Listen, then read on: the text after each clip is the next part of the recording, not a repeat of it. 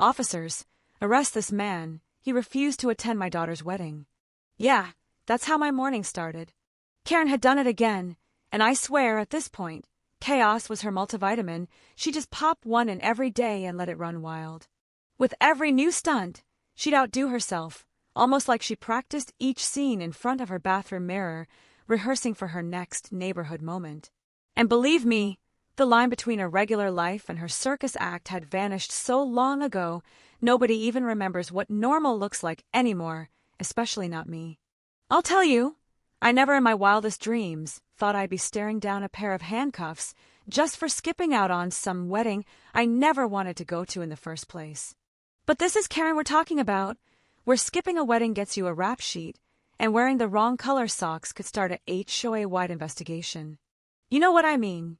So, let me back up a sec, 'cause you gotta hear how this all started. Otherwise, you'll think I'm making it up. See, the whole thing kicked off when Karen's daughter decided to get married. And when I say Karen started planning, I mean it looked like she was running the Super Bowl halftime show, not just a wedding. She strutted around with her color-coded binders and tabs, barking orders at anyone within a 100-foot radius. I'd catch her by the mailbox, in the HOA group chat. Heck, even at the grocery store, bragging about how her daughter's wedding would be the most talked-about event this town's ever seen. If she said it once, she said it 100 times, till folks started ducking behind their front doors just to dodge her one-woman PR tour. You'd see her with these fat, heavy binders, flipping pages, gasping dramatically, like every sheet held a fresh prophecy. She'd go door to door, asking neighbors what they planned to wear. No matter what you said, she'd just give you the slow head shake like you threatened to show up in flip-flops and board shorts. It didn't matter if you said suit or dress. She acted like you confessed to a crime. Now, I figured, let her do what she wants. If she wanted fireworks, white doves, a violin quartet, and a fog machine, I'd just sit back and let her run herself ragged. I never planned on attending. Didn't think she'd notice, honestly, or care if I was there. Turns out, that was mistake number one. 'Cause if there's one thing Karen loves more than hearing her own voice, it's making a federal case out of nothing. Soon enough, the wedding stopped being an event and started feeling like the neighborhood's national holiday, a holiday nobody asked for, but everyone was expected to celebrate. She wanted us all to bend our schedules, and God help the person who didn't fall in line with her grand plans. That's when I knew. This wasn't just a party, it was a battlefield, and I'd just been drafted. Let me ask, any of you ever get a letter in your mailbox that's so thick you know it's bad news before you even open it? That's how it was a week before the wedding. Karen's marching around like she's the IRS, stuffing envelopes into mailboxes with a grin that said, "Try and stop me." My letter was heavy, like it was packed with nonsense, and boy, it was. She started off inviting every homeowner to her daughter's big day, which would have been fine, but then, get this, she drops a little entry fee in there. $200 to attend a neighbor's wedding. She just wrote it like it was as normal as loaning out your lawnmower. I nearly choked on my coffee. But wait, there's more. Every guest, she says, needs to bring a gift worth at least $1,000.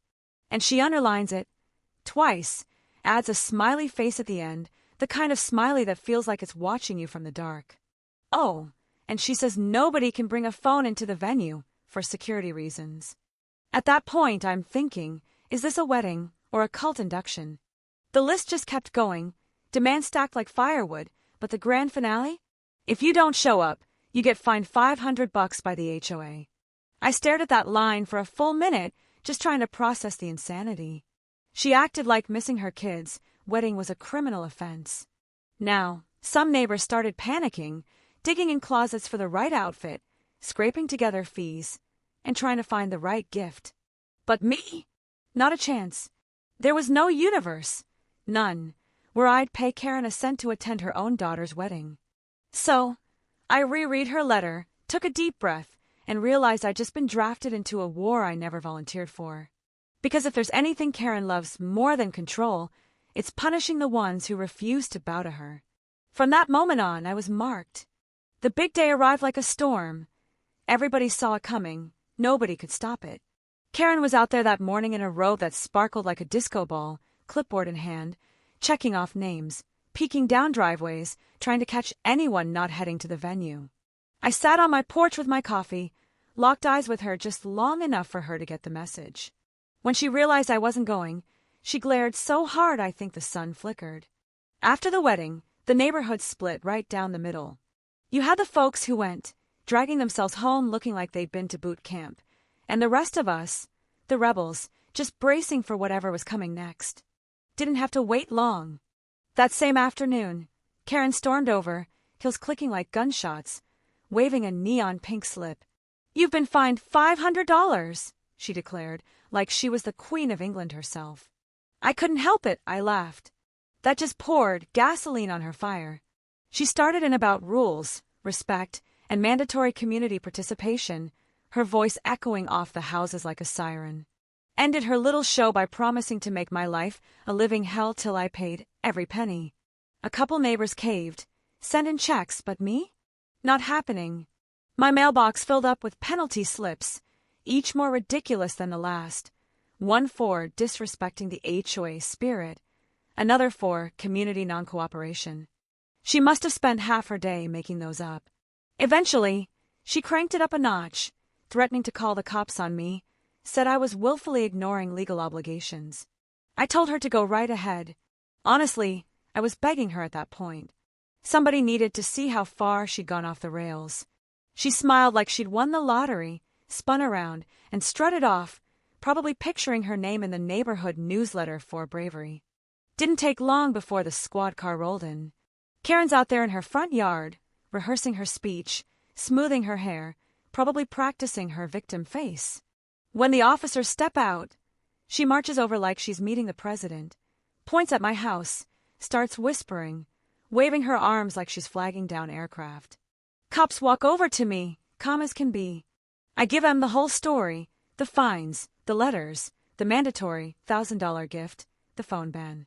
They listen, side-eyeing Karen over my shoulder, who's behind them mouthing words like dangerous and non-compliant. I hand the officers her stack of fake fines. The looks on their faces said it all. One of them finally asks her, "Ma'am, under what authority are you issuing these?"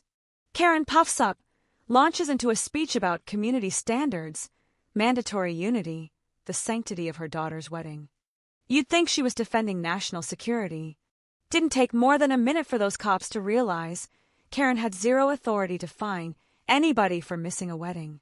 Turns out, she'd been forging HOA documents, signing names that weren't hers, threatening folks with punishments that only existed in her imagination.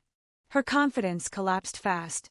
She tried blaming everyone, the HOA board, her daughter, even the caterer. Cops weren't buying it. And here's the twist nobody saw coming. They cuffed her. Yeah, the woman who called the cops on me ended up in the back of the cruiser, pale as a ghost, swearing up and down it was all a misunderstanding. I watched from my porch, sipping my coffee, while they drove her off. And man, seeing Karen ride away in that police car, it was like watching a solar eclipse, rare, beautiful, and just about the best neighborhood show I've ever seen. So, you tell me, did she get what she deserved, or did she go too far? Drop your thoughts below. Let's hear some wild HOA stories, or just tell me if you'd ever pay a fee to attend your neighbor's party. And hey, hit that like, share, or whatever button you got, so we can keep shining a light on HOA nonsense, one Karen at a time.